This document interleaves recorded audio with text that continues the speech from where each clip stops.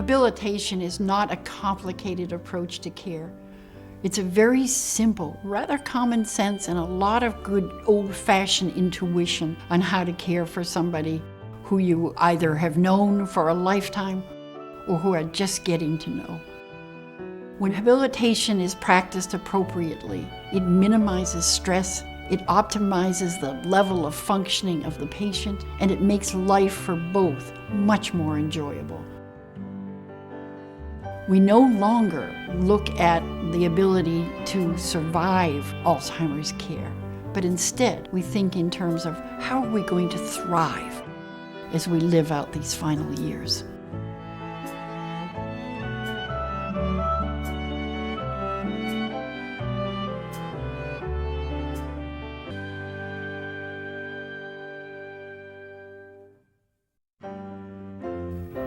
When we learn to speak Alzheimer's, we are learning a new way of communicating and realizing that nothing is more important than what is the emotion behind the failing word. That is the premise that all of habilitation is based on. The night before we were to be married, right? You went to the piano and played, and I thought, ooh, I got a bonus.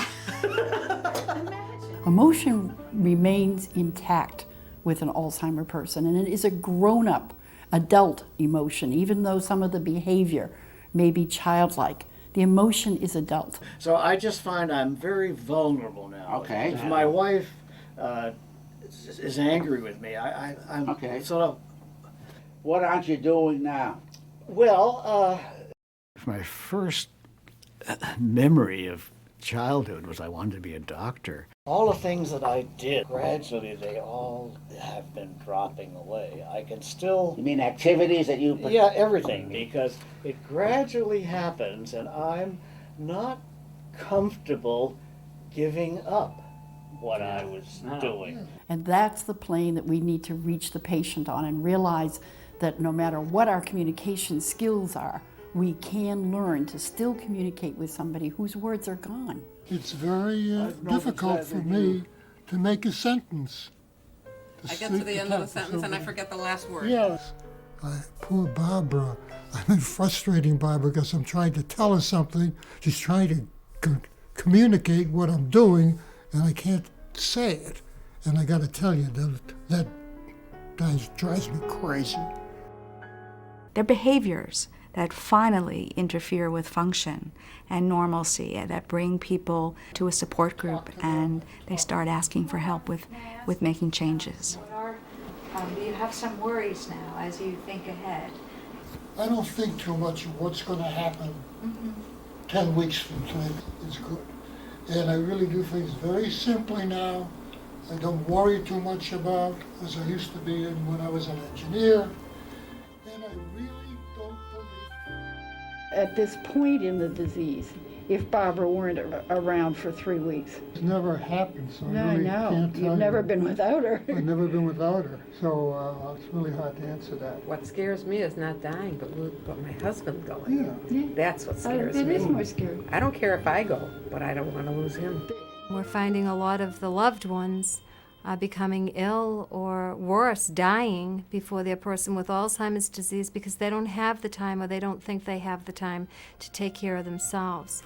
One of the dilemmas that we face is if I do something and he is not doing anything in particular, then it makes him feel that he's not contributing.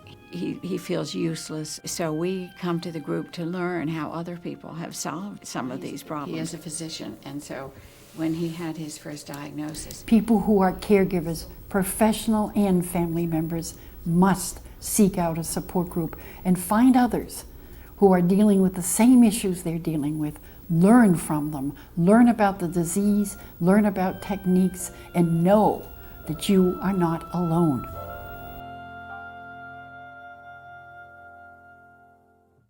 After we get back, we have to check the mail and make sure that we get the material from Judy. Don't forget Judy. You got to talk to Judy. Habilitation seeks to find a proactive environment for understanding the needs of this person who has Alzheimer's disease. Habilitation works in all stages of this disease process. Oh, that was a nice walk. It's very important that we look at the environment and create chances for success for the person in the early stage of this disease. Why don't we have a cup of coffee, sweetheart? That's a good Why don't idea. you get the cups? Oh, yes. It's important in the middle stage of the disease that we create wayfinding paths and adjust lighting and colors and other things.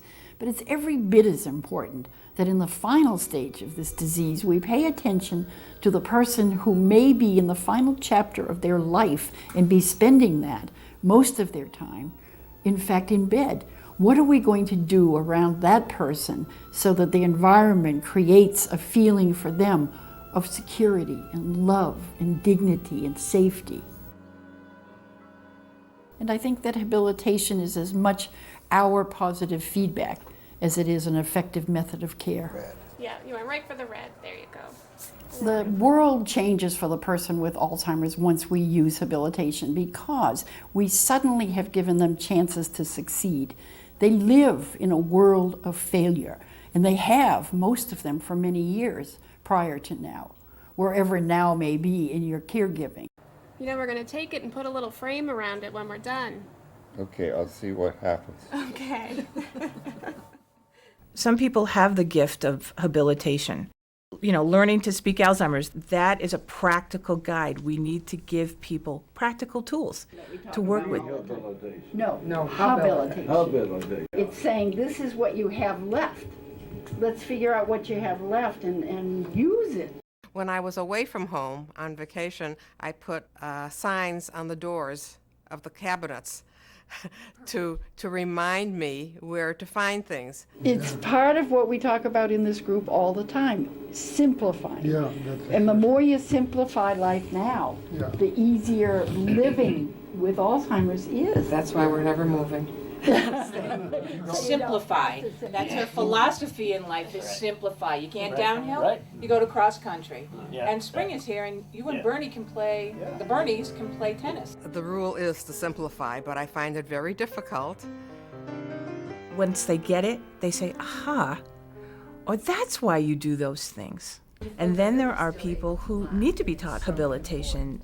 Alice will put her hands in put her bra on. I mean, it's like she's never put one on in her life, and of course, that's one of the things you'd expect would be just a natural event for like, oh no, I don't put those things on. That surprises me. You're able to see where things are going to go. You're able to learn patient technique. It's wild. I mean, you know, you gotta laugh. If you don't, stop. How to help Bernie and to not try to do everything for him all the time. There are steps to take. We really can help people while they're dealing emotionally. Also take some very concrete steps. See you later, alligators. There's a way of speaking. There's a way of listening and being present that does change. There's, of course, the benefit of medication as well. There is absolutely a path to take, and that's something that we just need to teach more. I have people step into the shoes of those who have Alzheimer's disease, and I create a very negative environment. We use the radio static in comparison to maybe in your facility when the people are vacuuming right beside someone who has Alzheimer's disease. And they were all quite disoriented because of it and frightened, and they didn't know why. And they shared with me that they had fear of not knowing what was going to happen next. We blindfolded everybody, made noises and ripped paper, banged, and they actually expressed that after, that they did enter the world of someone who had Alzheimer's disease. And that's the goal. How would you feel if it were you? No one's smiling, no one's talking. Emotion, I want your emotions. How did you feel? Ignored, sort of. Ignored, good. Uptight, nervous. Really angry when you kept bumping into the chair Oh, you were and not angry. apologizing. Yes. Oh, angry. Yeah. Every single day and every single time they see your face is a first impression to them. Do you agree? Yes. All right. Because they have Alzheimer's disease. And what is Alzheimer's disease? I've always said I want to live to be 100 if I keep my facilities. But I'm not going to keep my facilities, so I'm 84 years old, and I want to keep going. They're your loved one. You know, no one asked to have Alzheimer's disease. Alzheimer's disease is not a choice. I think we all need to remember that. The domains of habilitation are where positive emotions are created. They include physical, social, functional, communication, and behavior. In any aspect of habilitation, maximizing the strengths and minimizing the weaknesses, you're going to make them feel better. If they retain their dignity, automatically communication and quality of life are going to be much better.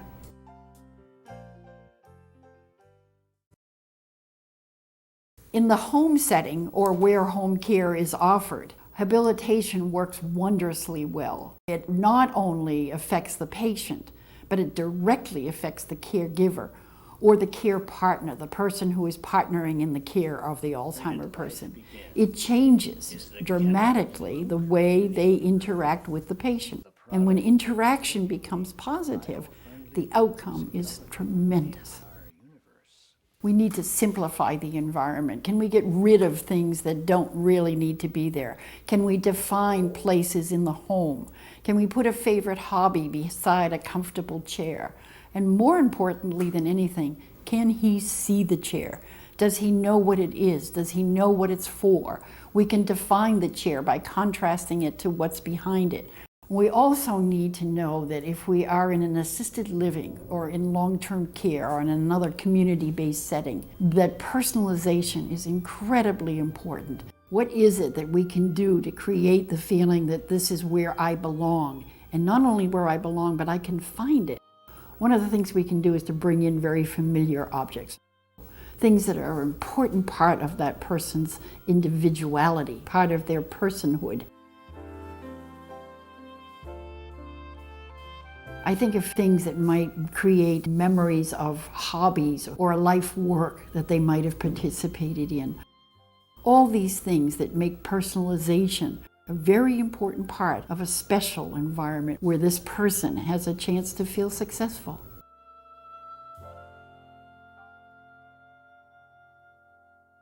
In the facilities that use habilitation, medication usage has dropped dramatically. Sometimes it's a zero use of medications for behavior control. And we compare that against a facility where habilitation is not practiced, and it's not unusual to see 50 to 70% use of medications to control behaviors and emotions of Alzheimer people.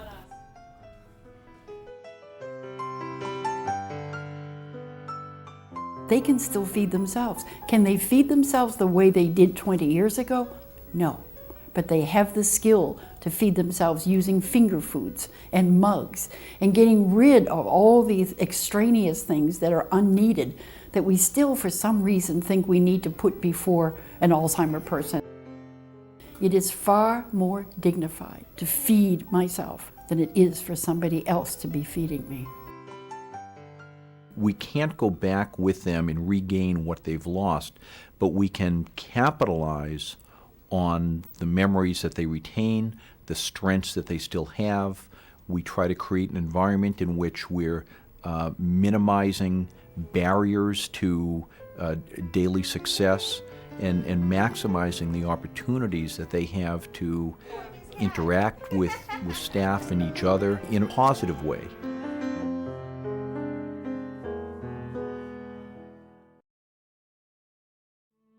She has to dress me sometimes because I mismatch my clothes so badly.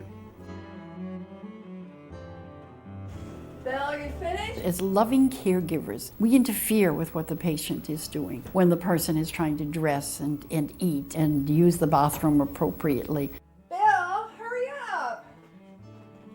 We want them to be better, and in an effort for them to be better, we do things for them. And what happens when we do things for them is that we create an excess disability, a disability beyond what should be happening with the disease process. And what happens as a result of that is they have behavior that is looked upon as being very offensive behavior. They act out, when in fact what they're doing is reacting, and they're reacting to a world they don't understand anymore.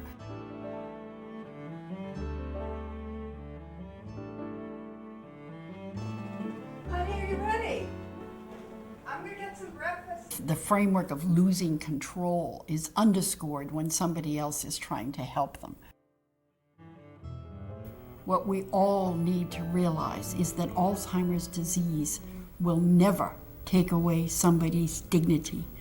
We will. And we do this by doing things for the patient when they can still do things for themselves. We ask a lot of questions of family members in terms of what can your loved one do? What do they need help with? And that's how we base our activities of daily living. We should do an art show because these are really great and we can have families come in and have a party in the community. I don't want to do something for you that you can still do. People talk about that in group. They know the things they can't do that they should be able to do, that they used to be able to do. So we need to fill that time for the people who are always active, and we need to offer something for the people who aren't social and never were social. You've examined it and you know it's there, which enables you to enjoy each day right now. Well, Is that a both fair Bernie- statement? Oh, absolutely. Bernie is still very active in the house. You know, Well, that's important. So what I do is I go and run around the house and I'll fix things and I'll wash it, I'll clean it, I'll fix it, and I like it. And everything goes in its place. You make your own breakfast and usually lunch. He does the laundry. I make the laundry. He cleans up after me. I enjoy it. Though a parent may need help with functions of daily living that appear to sadly strip them of their adulthood, I think what we risk in our society is infantilizing and patronizing older adults and people with memory loss by not seeing them as the people they have always been. We lose a lot.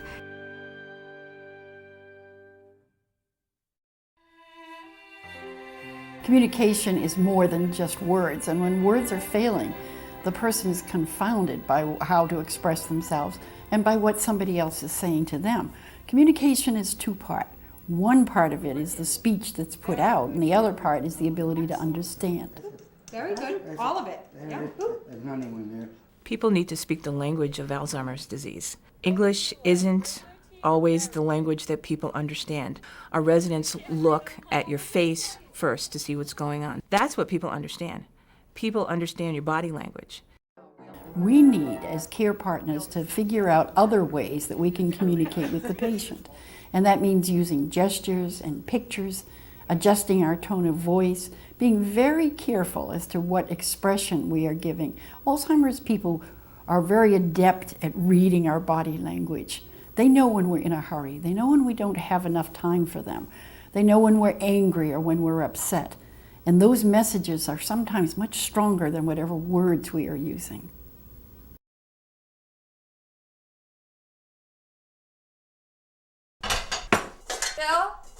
Bill, can you give me a hand? Almost all behaviors associated with Alzheimer's disease have a trigger.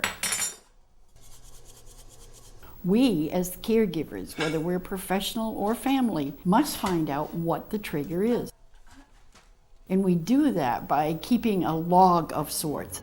We need to note the most important thing of all, and that is what is going on in the environment around the person. An environment means anything that you can see or hear or touch or smell. All of the senses come into play with behavior.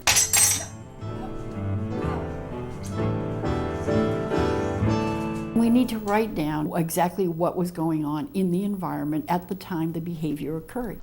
It might be the time of day. It might be the lighting, or even odors that go along with the preparation of dinner. We keep this log for about 10 entries, and then we go back and we look at it, and we realize almost always that there is a specific trigger. Once we find the trigger, we can stop the behavior.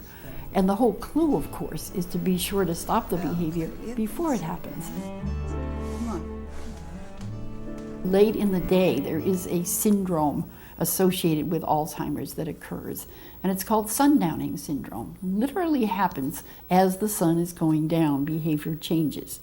It's a very simple remedy for sundowning, and historically we've always used medication to change behavior. What we need to do is turn up the lights and close out the outdoors, close the curtains, close the shades, pull the drapes so that we don't have a visual view of the outside. Instead, what we have is sunlight inside. We need to do this in long-term care and assisted living and in daycare centers. We need to do this in hospitals. Turn up the lights. If someone has behavior, we need to figure out why. And are we creating that behavior? Is the family visit creating the behavior? Is the person sick? We need to look at all those pieces. And oftentimes, people will say to me, I don't see a lot of behaviors. If we do our job and engage people and make them feel comfortable and safe, safety is a big key. That's going to show, and it minimizes behavior. If we realize using a log that behavior changes between 2:30 and 3:30, then we want to be sure that at 20 past 2, we have the patient engaged in doing something that is not associated with the kind of behavior that happens. Bill, come on in. Help me set the table. Okay.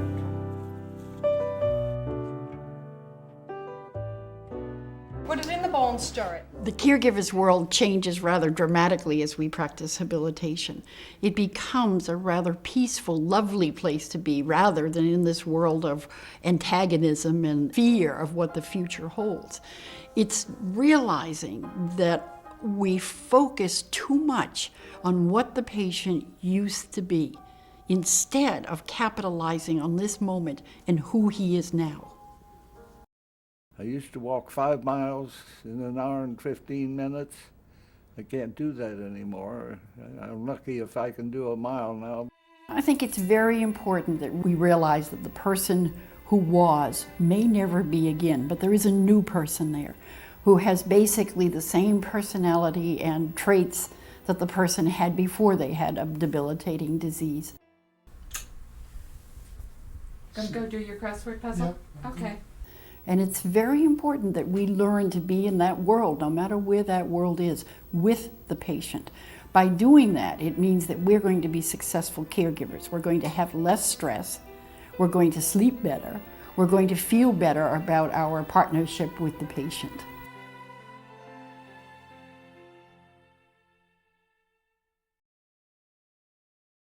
If we take the time to bond with them, to explain what we're doing, to not expect things of them that they can no longer do, it takes far less time than it does if we set up confrontation. And confrontation is set up any time that we challenge an Alzheimer person.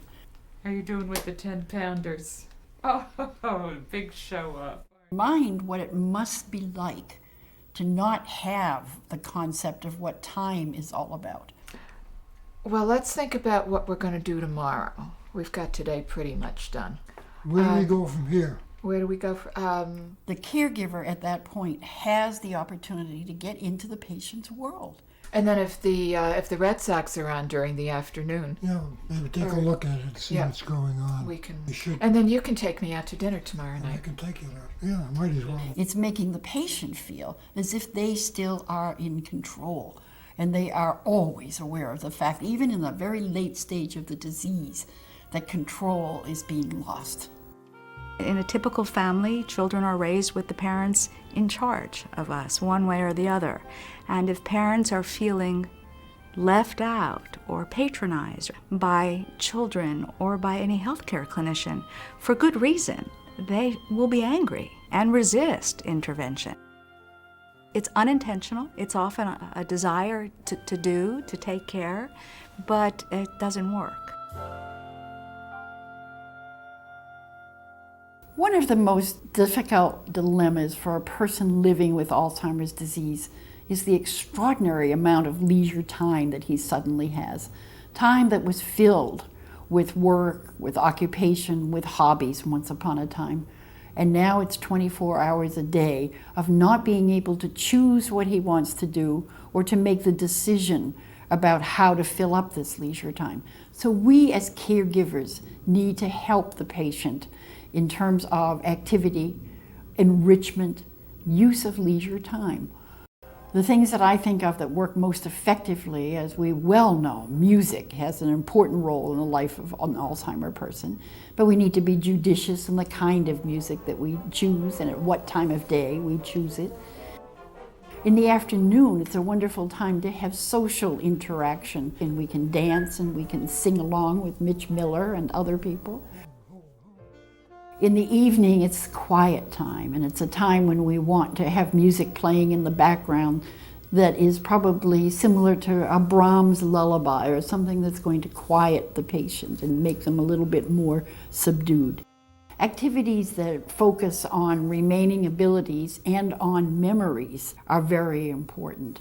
Can we talk and have discussions about things that went on in the 40s and 50s? Of course we can. Greatest president ever. Greatest president? I think Ben Franklin was also. We cannot have active participation if we're talking about current events or what is happening in the 21st century. That's not going to work with an Alzheimer person. I've developed an acronym, and I think COPE is the word that we most need to put into our dictionary as caregivers. The C stands for communication. Communication with the physician, communication with our family members, communication with the patient. It's possible that when my cognitive sense was gone, then the only way... Above all else, the person with Alzheimer's disease has been left without anyone to talk to. Right, and the question remains is what is causing the person to not be able to function in the world the way they once did. They see us repeat ourselves, and we are not aware of it. Yeah, socially, I've experienced rejection. He needs the chance to articulate what is happening to him, and we, as care partners, need to give him that chance. Last year I still got a few checks, yes. Oh. What do you sell, Frank, if I may? What do you need?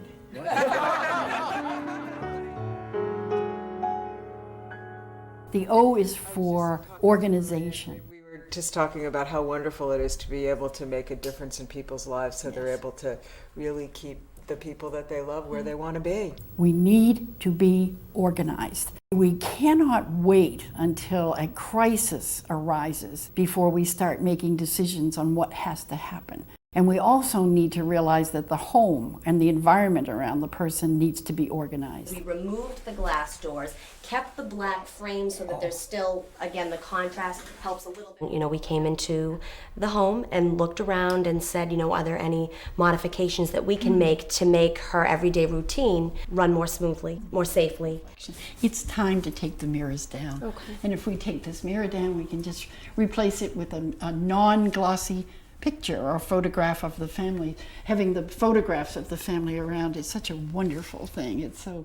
In terms of habilitation, this is something that really works because what we're doing is we're playing on her strengths. We're saying not what's not there, we're looking at what's there and we're building on that. I imagine she's probably in that stage where the perception is gone and you've provided the contrast that she doesn't have. Exactly. There are ways to start planning, to having a discussion about healthcare proxy and healthcare decisions. We can ask mom or dad while they're still able to tell us, you know, what are your wishes? What are your values? We also have to organize what our legal matters are and our financial matters. And we need to do that right after diagnosis, not when the crisis happens. I'd like to make an appointment for Bill. A follow-up, please. The P is for prioritize. What is the most important thing today? What is the most important thing this hour? What is going to be the next most important thing that happens for the year or the years that lie ahead of us? We need to prioritize them and to keep changing them as our priorities change. And the E is maybe for the most important thing of all, and that is for the caregiver and the patient both to energize and activate their brain cells, not just their physical activity. And I think sometimes when we think about energizing, we think in terms of running around the block. Well, this means to mental floss, just as we're going to do anything else that's going to keep us happy and healthy and better caregivers. COPE, C-O-P-E. Learning to speak Alzheimer's. She really writes from the heart. All caregivers have to learn to care for themselves. If they do not care for themselves, and this means professional caregivers as well as it does family caregivers or community-based caregivers, no matter who the caregiver is, if he or she does not learn to care for themselves, they will never be able to properly, appropriately care for a person with Alzheimer's disease. There is some difficulty understanding, what am I supposed to be doing? Or am I doing this right? And validating people that yes, in fact, you're doing a great job. Because families and staff need that as well. They need to know that they have the tools, that they're honing the tools, that what worked yesterday might not work today, might not work tomorrow. And people change. I don't really have anything that I can really latch on to, except my wife. Well, why not have my wife? I do believe that our efforts to sustain life with compassion and common sense are simply a reflection of our own humanness. We know that our lease on this planet is uncertain. Are we going to celebrate longevity, or are we going to celebrate a far greater degree of living well? I am far more interested in living well than I am in living long. They predicted rain for today. At least it's a little bit nicer.